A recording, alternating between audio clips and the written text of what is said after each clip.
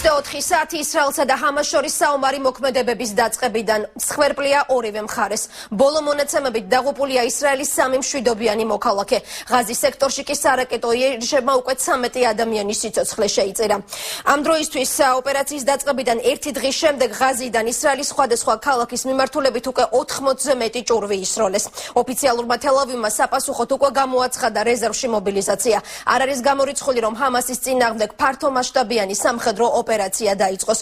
ისრაელმა ჯოჯოხეთის კარი საკუთარი ხელით შეაღო. ასეთი არის ჰამასის პასუხი, რომელიც სამხედრო ლიდერის მოკლის შემდეგ შურისძიებით იმუქრება.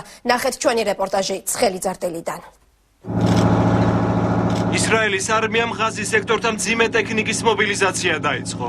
პალესტინური ანკლავის საზღვარზე რამდენიმე ერთეული მერკავის ტიპის ტანკები გამოჩნდა.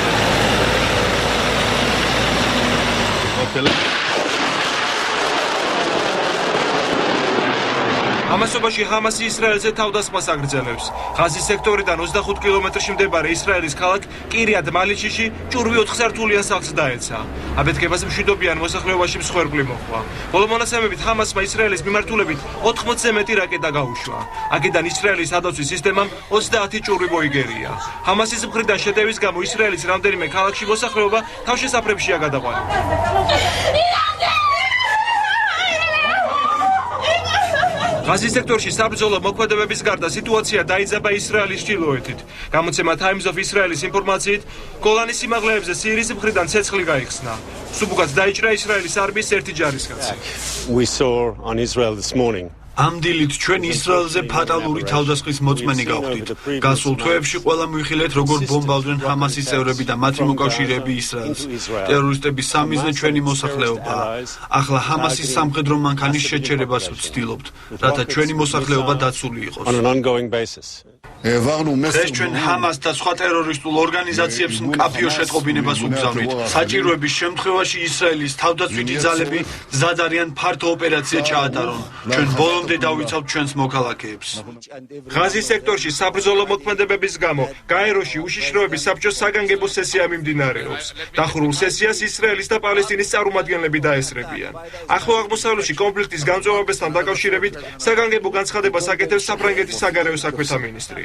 Il y a eu des tirs de roquettes. ამ კვირაში ისრაელის მიმართულებით რაკეტები ისროლეს, რასაც თელ-ავივის პასუხი მოჰყვა.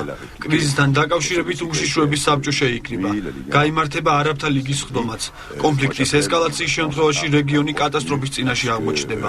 Dans une région qui est déjà très. მომხდარის შემდეგ უკიდურესად გართულდა ურთიერთობა ისრაელსა და ეგვიპტეს შორის. პრეზიდენტმა მურსიმ ისრაელიდან ეგვიპტის ელჩი გამოიწვია. ისრაელის ელჩმა კი უკვე დატოვა კაირო. ჩვენ მკაცრად ვგმობთ ისრაელის თავდასხმას ღაზის სექტორზე, რასაც მშვიდობიანი მოქალაქეები შეეძინენ. ეს მიუღებელია და ჩვენ ვაპროტესტებთ. ისრაელმა სამხედრო ოპერაცია თავდაცვის ღერძი გუშინ საღამოს დაიწყო. ჰამასის სამხედრო მეთაურის ლიკვიდაციის შემდეგ პალესტინელებმა ისრაელის ტერიტორიის დაბომბვა დაიწყეს. სამხედრო ოპერაციის დაწყების შემდეგ ამერიკის შეერთებული შტატების პრეზიდენტი ისრაელის პრემიერ-მინისტრს ესაუბრა. ბარაკ ობამა ნეთანიაჰუს მხარდაჭერას უცხადებს, თუმცა ისრაელს მოუწოდებს მშვიდობიანი მოქალაქეების მსხვერპლი აეცილოს.